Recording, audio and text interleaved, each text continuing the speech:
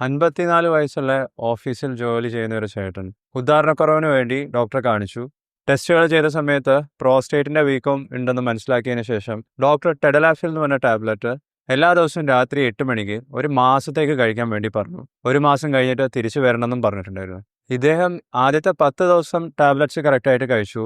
ഉദാഹരണത്തിന് പ്രശ്നങ്ങളൊക്കെ റെഡി ആയതുപോലെ തോന്നി. പ്രോസ്റ്റേറ്റ് കാരണം അനുഭവപ്പെട്ടിട്ടുള്ള മൂത്രശങ്കയും ഇടയ്ക്കിടയ്ക്ക് ബാത്റൂമിൽ പോകാനുള്ള തോന്നലും ഇതൊക്കെ ശരിയായെന്ന് തോന്നിയ സമയത്ത് ഇദ്ദേഹം മരുന്ന് കഴിക്കുന്നത് നിർത്തി.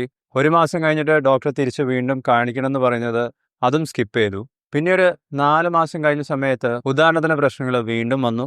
അപ്പോൾ ഡോക്ടറെ കാണിക്കുന്നതിന് പകരം ഇദ്ദേഹം ചെയ്തത് ഫ്രണ്ട്സ് പറയുന്നത് കേട്ടിട്ട് ടെഡലാഫിൽ എന്ന് പറഞ്ഞ ടാബ്ലറ്റ് ആദ്യം ഡോക്ടർ എഴുതി കൊടുത്ത ടാബ്ലറ്റ് തന്നെയായിരുന്നു, അതിൻ്റെ ഡോസ് ഡബിളാക്കി. ഇങ്ങനെ ഡോസ് ഡബിളാക്കിയ സമയത്ത് പലതരത്തിലുള്ള സൈഡ് എഫക്ട്സ്, ബാക്ക് പെയിൻ ഉണ്ടായിരുന്നു, മസിലിലെ വേദന വരാൻ തുടങ്ങി. പ്രോസ്റ്റേറ്റിന്റെ വീക്കം കാരണമുള്ള പ്രശ്നങ്ങൾ വീണ്ടും തുടങ്ങിയ സമയത്താണ് മറ്റൊരു ഡോക്ടറെ പോയി കാണിച്ചത്.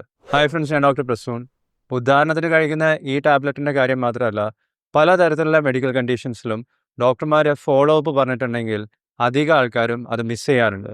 ചിലർ അറിയാതെ മിസ് ചെയ്യുന്നതാണ്, മറ്റു ചിലർ മനഃപൂർവ്വം ഡോക്ടറെ കാണിക്കാതിരിക്കുന്നതാണ്.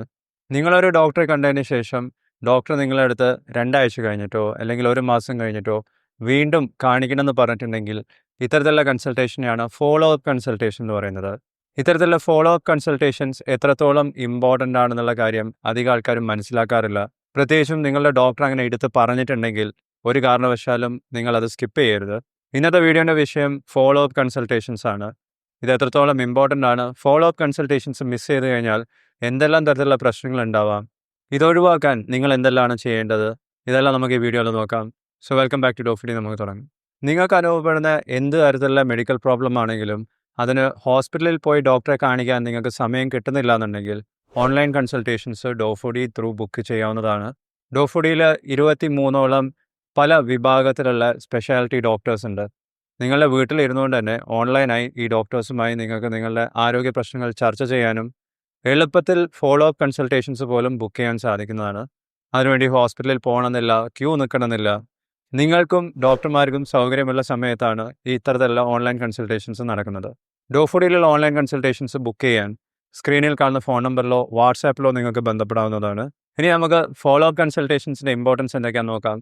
ഇതിൽ ആദ്യം പറയാനുള്ളത് മെഡിസിൻസിൻ്റെ അഡ്ജസ്റ്റ്മെൻ്റ് ആണ്. നിങ്ങളുടെ ഡോക്ടർ നിങ്ങൾക്ക് ആദ്യം തന്നിട്ടുള്ള മെഡിസിൻസിൻ്റെ ഡോസ് അല്ലെങ്കിൽ ചിലപ്പോൾ മെഡിസിൻസ് മാറ്റാനായിരിക്കും നിങ്ങളുടെ ഡോക്ടർ ഫോളോ അപ്പ് കൺസൾട്ടേഷൻസ് പറയുന്നത്. അത് ഉദാഹരണക്കുറവിനുള്ള മെഡിസിൻസ് മാത്രമല്ല, ചിലപ്പോൾ ബ്ലഡ് പ്രഷറിന് ഉപയോഗിക്കുന്ന മെഡിസിൻസ് ആവാം, ഡയബറ്റീസിന് ഫസ്റ്റ് ടൈം സ്റ്റാർട്ട് ചെയ്തിട്ടുള്ള മെഡിസിൻസ് ആവാം, ഈവൻ വൈറ്റമിൻസ് ആവാം, ആൻറ്റിബയോട്ടിക്സ് ആവാം. ഡോസ് മാറ്റുന്നതും ഡോസ് കുറയ്ക്കുന്നതും ചില സാഹചര്യങ്ങളിൽ ഡോസ് കൂട്ടുന്നതും ഇതെല്ലാം ട്രീറ്റ്മെൻറ്റിൻ്റെ ഭാഗമാണെന്നുള്ള കാര്യം അധികം ആൾക്കാരും മനസ്സിലാക്കാറില്ല. നിങ്ങളുടെ ഡോക്ടർ എത്ര ദിവസത്തേക്കാണോ മരുന്ന് തന്നിട്ടുള്ളത് അതിന് മുമ്പേ മരുന്ന് നിർത്തുന്നതും അല്ലെങ്കിൽ മരുന്നുകൾ നിർത്താതെ കൂടുതൽ കാലം കഴിച്ചു പോകുന്നതും പലതരത്തിലുള്ള അനാവശ്യമായിട്ടുള്ള പ്രശ്നങ്ങൾ ഉണ്ടാക്കുകയാണ് ചെയ്യുന്നത്. ഞാൻ ആദ്യം പറഞ്ഞ എക്സാമ്പിളിലും ഇത് തന്നെയാണ് സംഭവിച്ചത്. രണ്ടാമത് പുതിയ ഡോക്ടറെ കാണുന്ന സമയത്ത് രണ്ടാമത്തെ ഡോക്ടർ വീണ്ടും ടെഡലാഫിൽ ഉപയോഗിക്കുന്നതിന് പകരം പുതിയ മരുന്നിലേക്ക് പോകേണ്ടി വരും.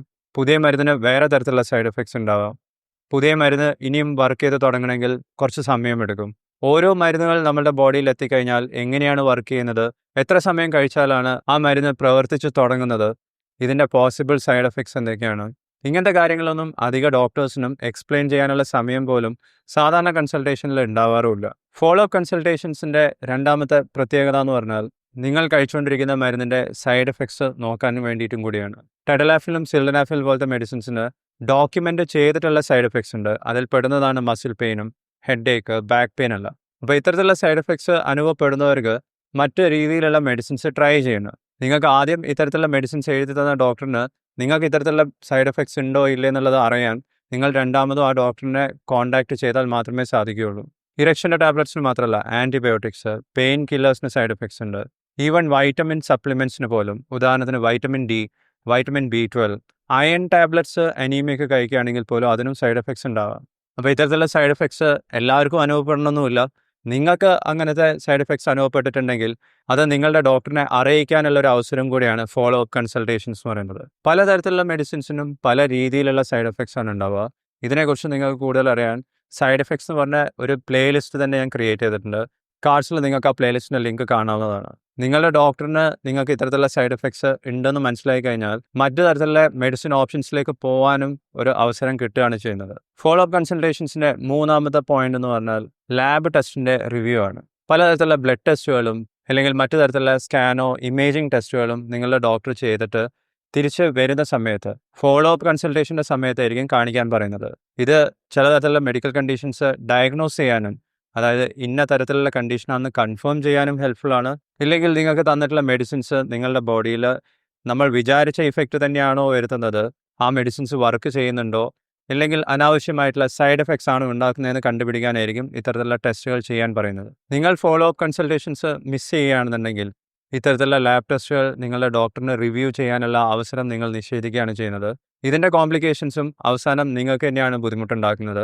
കാരണം നിങ്ങൾ കഴിച്ചുകൊണ്ടിരിക്കുന്ന മെഡിസിൻസിൻ്റെ പ്രശ്നങ്ങൾ കാരണം ചിലപ്പോൾ ലിവർ ഡാമേജ് സ്റ്റാർട്ട് ചെയ്തിട്ടുണ്ടാവും, അല്ലെങ്കിൽ കൃത്യമായിട്ടും ഡയബറ്റിസ് തന്നെയാണെന്ന് കൺഫേം ചെയ്യാനുള്ള അവസരം നിങ്ങൾ വെറുതെ ആവശ്യമില്ലാതെ ഡിലേ ചെയ്യുകയാണ് ചെയ്യുന്നത്. നിങ്ങളുടെ ഹോർമോൺസിൻ്റെ ലെവൽ, അത് തൈറോയ്ഡ് ലെവലാണെങ്കിലും ടെസ്റ്റോസ്റ്ററോണിൻ്റെ ലെവലാണെങ്കിലും ഇതിലുള്ള വ്യത്യാസങ്ങൾ കണ്ടുപിടിക്കാൻ നിങ്ങൾ ലാബ് ടെസ്റ്റുകൾ ചെയ്യണം. അത് ഫോളോ അപ്പ് കൺസൾട്ടേഷൻസിന് വേണ്ടി ഡോക്ടറിൻ്റെ അടുത്ത് എത്തിയിട്ടില്ലെങ്കിൽ നിങ്ങളുടെ ഹോർമോണിൻ്റെ ബാലൻസ് തന്നെയാണ് തകരാറിലാവുന്നതും. അത് കാരണം മറ്റു തരത്തിലുള്ള പ്രശ്നങ്ങൾ പോലും പുതുതായി ഉണ്ടാവാനും സാധ്യതയുണ്ട്. നാലാമത്തെ പോയിന്റ് ഫാർമക്കോ ജെനറ്റിക്സിനെ കുറിച്ചാണ്. 2 ഐഡൻറ്റിക്കൽ ട്വിൻസിന് പോലും സെയിം മെഡിസിൻ സെയിം ഡോസിൽ സെയിം സമയത്ത് കൊടുക്കുകയാണെങ്കിലും ഈ മെഡിസിനോട് ഇവർ രണ്ടുപേരും റിയാക്ട് ചെയ്യുന്നത് 2 രീതിയിലായിരിക്കും. ഇതിൻ്റെ കാരണം ഇവർക്ക് രണ്ടുപേർക്കുള്ള ജീൻസിലുള്ള വ്യത്യാസങ്ങളാണ്. കാണാൻ ഒരേപോലെയുള്ള ഐഡൻറ്റിക്കൽ ട്വിൻസിന് ഒരേ മരുന്നിനോട് ഇങ്ങനെ വ്യത്യസ്തമായിട്ടുള്ള രീതിയിൽ റെസ്പോണ്ട് ചെയ്യാൻ സാധിക്കുമെങ്കിൽ ബാക്കിയുള്ളവരുടെ കാര്യം നമുക്ക് ആലോചിച്ചാൽ തന്നെ മതി. ഈ സ്റ്റഡിനെയാണ് ഫാർമക്കോ ജെനറ്റിക്സ് എന്ന് പറയുന്നത്. നമ്മളുടെ ഓരോരുത്തരുടെയും ജീനുകൾ മാറുന്നതിനനുസരിച്ച് നമ്മൾ കഴിക്കുന്ന മരുന്നിനോടുള്ള റെസ്പോൺസിലും വ്യത്യാസങ്ങളുണ്ടാകും. അതുകൊണ്ടാണ് ഓരോരുത്തർക്കും പേഴ്സണലൈസ്ഡ് ആയിട്ടുള്ള ട്രീറ്റ്മെൻറ്റ് പ്ലാനുകൾ വേണമെന്ന് പറയുന്നത്. ഇത് മനസ്സിലാക്കാനുള്ള മറ്റൊരു അവസരം കൂടിയാണ് ഫോളോ അപ്പ് കൺസൾട്ടേഷൻസ് എന്ന് പറയുന്നത്. നിങ്ങൾക്ക് എഴുതി തന്നിട്ടുള്ള മെഡിസിൻസിനോട് നിങ്ങളുടെ ബോഡി എങ്ങനെയാണ് റെസ്പോണ്ട് ചെയ്യുന്നത് എന്നുള്ളത് ഡോക്ടറിന് മനസ്സിലാക്കാനുള്ള അവസരമാണ് ഫോളോ അപ്പ് കൺസൾട്ടേഷൻസ് എന്ന് പറയുന്നത്. അപ്പോൾ നിങ്ങളുടെ സിംറ്റംസ് ഇംപ്രൂവ് ചെയ്യുകയാണെങ്കിലും മാറാതെ അതേപോലെ തന്നെ നിൽക്കുന്നുണ്ടെങ്കിലും, അല്ലെങ്കിൽ കൂടുതൽ ബുദ്ധിമുട്ടിലേക്ക് നിങ്ങളെ എത്തിക്കുകയാണെന്നുണ്ടെങ്കിലും ആ കാര്യങ്ങൾ നിങ്ങളുടെ ഡോക്ടറിനെ അറിയിക്കാൻ ഫോളോ അപ്പ് കൺസൾട്ടേഷൻസ് അറ്റൻഡ് ചെയ്യുന്നത് നിർബന്ധമാണ്. എന്നാൽ മാത്രമേ നിങ്ങളുടെ ഡോക്ടറിന് നിങ്ങൾക്ക് തന്നിട്ടുള്ള മെഡിസിൻസിൻ്റെ റെസ്പോൺസ് മനസ്സിലാക്കാനും മെഡിസിൻ മാറ്റണോ, പുതിയ തരത്തിലുള്ള മെഡിസിൻസ് സ്റ്റാർട്ട് ചെയ്യണോ, അത് തന്നെ കണ്ടിന്യൂ ചെയ്താൽ മതിയോ, ഡോസുകൾ മാറ്റണോ വേണ്ടേ എന്നുള്ള തീരുമാനം എടുക്കാൻ പറ്റുന്നത്. 5ാമത്തെ പോയിന്റ് എന്ന് പറയുന്നത് ലോങ് ടേം കോംപ്ലിക്കേഷൻസ് ആണ്. അധികം ആൾക്കാരും ഒരു പ്രോബ്ലത്തിനെ കാണുന്നത് ഷോർട്ട് ടേം ആയിട്ടാണ്. പക്ഷേ ജീവിതശൈലി രോഗങ്ങളുണ്ട്. ഹൈ ബ്ലഡ് പ്രഷർ, പ്രമേഹം, കൊളസ്ട്രോൾ കൂടി നിൽക്കുന്നത്, ഹൃദയ സംബന്ധമായിട്ടുള്ള രോഗങ്ങൾ, ഇത്തരത്തിലുള്ള രോഗങ്ങളുടെയൊക്കെ കോംപ്ലിക്കേഷൻസ് എന്ന് പറയുന്നത് ലോങ് ടേം ആവാം. അപ്പം നിങ്ങൾ കഴിക്കുന്ന മരുന്നിനോടുള്ള റിയാക്ഷൻസും ഇത്തരത്തിലുള്ള അസുഖങ്ങൾ കാരണം നിങ്ങളുടെ ബോഡിയിൽ ഉണ്ടാകുന്ന മാറ്റങ്ങളും ഇതെല്ലാം ഇടയ്ക്കിടയ്ക്ക് മോണിറ്റർ ചെയ്തുകൊണ്ടിരിക്കണം. അതിനുവേണ്ടി നിങ്ങളുടെ ഡോക്ടർ പറയുന്ന ഫോളോ അപ്പ് കൺസൾട്ടേഷൻസ് ചിലപ്പം 3 മാസം കൂടുമ്പോഴാവാം, അല്ലെങ്കിൽ 6 മാസം കൂടുമ്പോഴാവാം. ആ സമയത്ത് കൃത്യമായി ഫോളോ അപ്പ് കൺസൾട്ടേഷൻസ് സ്കിപ്പ് ചെയ്യാതെ നിങ്ങളുടെ ഡോക്ടറിനെ കാണുന്നതും ലോങ് ടേം കോംപ്ലിക്കേഷൻസ് അവോയ്ഡ് ചെയ്യാൻ സാധിക്കും. ജീവിതശൈലി രോഗങ്ങളിലെ ലോങ് ടേം കോംപ്ലിക്കേഷൻസ് അധികം ആൾക്കാർക്കും വളരെയധികം ബുദ്ധിമുട്ടുകൾ ഉണ്ടാക്കുന്നതാണ്. പ്രമേഹത്തിൻ്റെ ലോങ് ടേം കോംപ്ലിക്കേഷൻസിൽ വരുന്നതാണ് ഡയബറ്റിക് റെറ്റിനോപ്പതി, അതായത് കാഴ്ചയിലെ പ്രശ്നങ്ങളുണ്ടാവാം. ഡയബറ്റിക് ന്യൂറോപ്പതി ഉണ്ട്, കയ്യിലും കാലിലും തരിപ്പ് പോലെ അനുഭവപ്പെടാം. കാലുകളിൽ മുറിവുകളൊക്കെ ഉണ്ടായിക്കഴിഞ്ഞാൽ അത് അൾസർ ആവാനും പിന്നെ ആംപ്യൂട്ടേഷനിലേക്ക് പോകാനൊക്കെയുള്ള സാധ്യത വളരെയധികം കൂടുതലാണ്. ബ്ലഡ് പ്രഷർ കൂടി നിൽക്കുന്നതിൻ്റെ കോംപ്ലിക്കേഷൻസ് ആണ് സ്ട്രോക്ക് ഉണ്ടാവുന്നതും പെട്ടെന്ന് ഉണ്ടാവുന്ന ഹൃദയാഘാതം. ഇത്തരത്തിലുള്ള ലൈഫ് ത്രെട്ടനിങ് ആയിട്ടുള്ള ലോങ് ടേം കോംപ്ലിക്കേഷൻസ് അവോയ്ഡ് ചെയ്യാനും ഫോളോ അപ്പ് കൺസൾട്ടേഷൻസ് അത്യാവശ്യമാണ്. മാനസിക രോഗങ്ങൾക്കും follow up consultations long term complications avoid ചെയ്യാൻ വളരെയധികം ഹെൽപ്ഫുള്ളാണ്. ഇത്തരത്തിലുള്ള കണ്ടീഷൻസിൽ നിങ്ങൾ മെഡിസിൻസ് കഴിക്കുകയാണെന്നുണ്ടെങ്കിലും കോഗ്നിറ്റീവ് ബിഹേവിയറൽ തെറാപ്പിയോ അല്ലെങ്കിൽ DBT പോലത്തെ തെറാപ്പി അറ്റൻഡ് ചെയ്യുകയാണെന്നുണ്ടെങ്കിലും ഫോളോ അപ്പ് കൺസൾട്ടേഷൻസ് ഇല്ലാതെ ട്രീറ്റ്മെൻറ്റ് സക്സസ്ഫുൾ ആവാനുള്ള സാധ്യത വളരെ കുറവാണ്. 6ാമത്തെ പോയിന്റ് എന്ന് പറയുന്നത് നിങ്ങളും ഡോക്ടറും തമ്മിലുള്ള റിലേഷൻ ബെറ്റർ ആക്കുക എന്നുള്ളതാണ്. ഫസ്റ്റ് കൺസൾട്ടേഷൻ്റെ സമയത്ത് നിങ്ങളുടെ ഡോക്ടറിന് നിങ്ങളെക്കുറിച്ച് കൂടുതൽ മനസ്സിലാക്കാനുള്ള അവസരവും സമയവും കിട്ടുന്നത് കുറവായിരിക്കും. നിങ്ങൾ ഫോളോ അപ്പ് കൺസൾട്ടേഷൻ കൃത്യമായി അറ്റൻഡ് ചെയ്യുകയാണെന്നുണ്ടെങ്കിൽ നിങ്ങളുടെ ജീവിതശൈലി എങ്ങനെയാണ്, നിങ്ങൾക്ക് മരുന്നുകൾ കറക്റ്റ് സമയത്ത് കഴിക്കാൻ പറ്റിയിട്ടുണ്ടോ, നിങ്ങളുടെ ഭക്ഷണശൈലി എങ്ങനെയായിരുന്നു, നിങ്ങളുടെ വർക്കിംഗ് അവേഴ്സ് എങ്ങനെയാണ്, നിങ്ങൾ ട്രീറ്റ്മെൻറ്റിനോട് എങ്ങനെയാണ് റെസ്പോണ്ട് ചെയ്തിട്ടുള്ളത്, ഇത്തരത്തിലുള്ള കാര്യങ്ങളൊക്കെ കൂടുതൽ മനസ്സിലാക്കാൻ നിങ്ങളുടെ ഡോക്ടറിന് രണ്ടാമതൊരു ചാൻസും കൂടി കിട്ടുകയാണ് ചെയ്യുന്നത്. ഇത് നിങ്ങളുടെ കണ്ടീഷൻ നിങ്ങളുടെ ഡോക്ടറിന് കൂടുതൽ മനസ്സിലാക്കാൻ സഹായിക്കുക മാത്രമല്ല നിങ്ങളുടെ തുടർന്നുള്ള ട്രീറ്റ്മെൻറ്റ് കുറച്ചും കൂടി ഇഫക്റ്റീവ് ആക്കാനും തീർച്ചയായിട്ടും സഹായിക്കും. അധികം ആൾക്കാരും ഫോളോ അപ്പ് കൺസൾട്ടേഷൻസ് മിസ്സായി കഴിഞ്ഞാൽ ആദ്യം കാണിച്ച ഡോക്ടറിൻ്റെ അടുത്തേക്ക് പിന്നീട് വീണ്ടും പോകുന്നതിൻ്റെ മടി കാരണം പുതിയ ഡോക്ടറിനെ കാണിക്കാൻ ശ്രമിക്കും. പുതിയ ഡോക്ടറിൻ്റെ അടുത്ത് ആദ്യം തൊട്ടിട്ടുള്ള കഥകൾ വീണ്ടും പറയേണ്ടി വരും. അപ്പോൾ നിങ്ങളും ഡോക്ടറും തമ്മിൽ ഉണ്ടാക്കുന്ന റിലേഷൻഷിപ്പിൻ്റെ ക്വാളിറ്റി കുറഞ്ഞു പോവുകയാണ് ചെയ്യുന്നത്. എത്രയോ സയൻറ്റിഫിക് സ്റ്റഡീസിൽ കണ്ടുപിടിച്ചിട്ടുള്ള കാര്യം, നിങ്ങളും ഡോക്ടേഴ്സും തമ്മിലുള്ള റാപ്പോ കൂടുതലായി നിൽക്കുന്നുണ്ടെങ്കിൽ, നിങ്ങളുടെ ഡോക്ടേഴ്സ് ഫ്രണ്ട്ലി ആണെന്നുണ്ടെങ്കിൽ ട്രീറ്റ്മെൻറ്റ് ഇഫക്റ്റീവ് ആവാനും സക്സസ്ഫുൾ ആവാനുള്ള സാധ്യത വളരെയധികം കൂടുന്നുണ്ടെന്നാണ്. ഫോളോ അപ്പ് കൺസൾട്ടേഷൻസിൻ്റെ മറ്റൊരു ഇമ്പോർട്ടൻറ്റ് പോയിന്റ് എന്ന് പറയുന്നത് അനാവശ്യമായും മെഡിസിൻസ് കണ്ടിന്യൂ ചെയ്യുന്നത് ഒഴിവാക്കുക എന്നുള്ളതാണ്. ഇതും അധികം ആൾക്കാർ മനസ്സിലാക്കാത്തതാണ്. ചില കണ്ടീഷൻസിൽ, പ്രത്യേകിച്ചും ആങ്സൈറ്റി പോലത്തെ കണ്ടീഷൻസിൽ നിങ്ങളുടെ ഡോക്ടർ എഴുതി തന്നിട്ടുള്ള മെഡിസിൻസ് 2 ആഴ്ചത്തേക്കായിരിക്കും. 2 ആഴ്ച കൃത്യമായി കഴിച്ച് ഡോക്ടറെ കാണിച്ച് ഡോക്ടർ അത് നിർത്താൻ പറയുന്നതിന് പകരം ഡോക്ടറെ കാണിക്കാതെ ഇരിക്കുന്ന സമയത്ത് ഇതേ മെഡിസിൻസ് 2-3 വർഷങ്ങളൊക്കെ അനാവശ്യമായി കഴിച്ചിട്ടുള്ള എത്രയോ പേരെ എനിക്ക് നേരിട്ട് പരിചയമുണ്ട്. ഇത്തരത്തിലുള്ള മെഡിസിൻസ് അനാവശ്യമായി കഴിക്കുമ്പം മെഡിസിൻസിനോടുള്ള ഡിപ്പെൻഡൻസ് കൂട്ടുകയാണ് ചെയ്യുന്നത്. ചില തരത്തിലുള്ള മെഡിസിൻസ് അഡിക്ഷൻ ഉണ്ടാക്കുന്നതുമാണ്. ചില വൈറ്റമിൻസും കാൽഷ്യം ടാബ്ലറ്റ്സും മൾട്ടി വിറ്റാമിൻസ് എല്ലാം നിങ്ങളുടെ ഡോക്ടർ ചിലപ്പം 1-2 മാസത്തേക്ക് മാത്രമായിരിക്കും എഴുതുന്നുണ്ടാവുക. ഇത്തരത്തിലുള്ള സപ്ലിമെൻറ്റ്സും കറക്റ്റ് 1-2 മാസം കഴിഞ്ഞ് നിർത്തുന്നതിന് പകരം വർഷങ്ങളായി അധികം ആൾക്കാരും കഴിച്ചു പോകാറുണ്ട്. ഇത്തരത്തിലുള്ള മെഡിസിൻസ് നിർത്തണോ വേണ്ടേ എന്നുള്ളത് നിങ്ങളുടെ ഡോക്ടറിന് തീരുമാനിക്കാൻ നിങ്ങൾ അവസരം കൊടുക്കാത്തത് കാരണമാണ് ഇങ്ങനെ മെഡിസിൻസിൻ്റെ ഓവർ ഡിപ്പെൻഡൻസ് ഉണ്ടാകുന്നത്. ഇത് ഒഴിവാക്കാനും ഫോളോ അപ്പ് കൺസൾട്ടേഷൻസ് അത്യാവശ്യമാണ്. ഒരു സ്റ്റഡിയിൽ പറയുന്നത് ഫോളോ അപ്പ് കൺസൾട്ടേഷൻസ് കൃത്യമായി അറ്റൻഡ് ചെയ്യുന്ന ആൾക്കാർക്ക് അക്കൗണ്ടബിലിറ്റി കൂടുതലായിരിക്കും, അവരുടെ കംപ്ലയൻസ് കൂടുതലായിരിക്കും.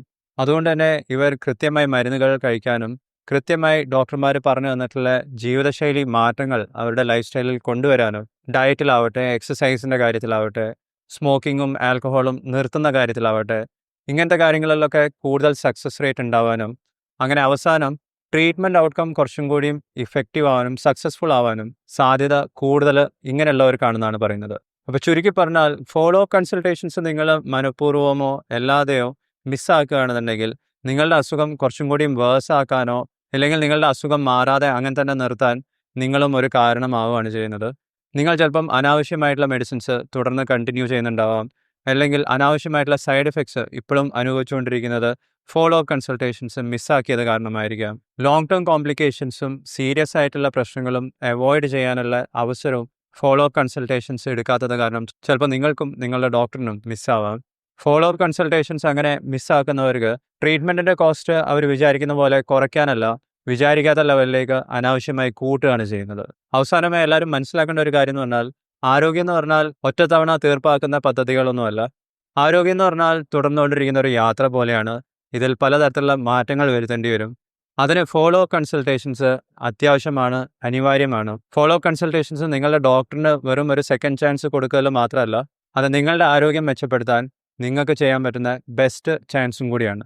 നിങ്ങളുടെ ഡോക്ടർ ഫോളോ അപ്പ് കൺസൾട്ടേഷൻ പറഞ്ഞിട്ടില്ലെങ്കിൽ പിന്നീട് ഡോക്ടറെ കാണിക്കുന്നതിൽ അർത്ഥമില്ല. പക്ഷേ നിങ്ങളുടെ ഡോക്ടർ 2 ആഴ്ചയോ അല്ലെങ്കിൽ 1 മാസമോ കഴിഞ്ഞിട്ട് ഫോളോ അപ്പ് പറഞ്ഞിട്ടുണ്ടെങ്കിൽ അത് കൃത്യമായും അറ്റൻഡ് ചെയ്യുക എന്നുള്ളത് നിങ്ങളുടെയും കൂടി റെസ്പോൺസിബിലിറ്റിയാണ്. നിങ്ങൾ എപ്പോഴെങ്കിലും ഇത്തരത്തിലുള്ള ഫോളോ അപ്പ് കൺസൾട്ടേഷൻസ് നിങ്ങളുടെ ഡോക്ടർ പറഞ്ഞിട്ട് മിസ്സാക്കിയിട്ടുണ്ടെങ്കിൽ നിങ്ങളുടെ എക്സ്പീരിയൻസ് എന്തായിരുന്നു? നിങ്ങൾക്കത് ശരിയായിട്ടാണോ, നിങ്ങൾക്ക് എന്തെങ്കിലും ബുദ്ധിമുട്ടുകളാണോ അത് കാരണം ഉണ്ടായിട്ടുള്ളത് എന്നുള്ള കാര്യം വീഡിയോയുടെ താഴെ കമൻറ്റ് ചെയ്യുക. ഈ വീഡിയോ നിങ്ങൾക്ക് ഇഷ്ടപ്പെട്ടാൽ ലൈക്ക് ചെയ്യുക, നിങ്ങളുടെ ഫ്രണ്ട്സ് ആൻഡ് ഫാമിലി മെമ്പേഴ്സുമായി ഷെയർ ചെയ്യുക.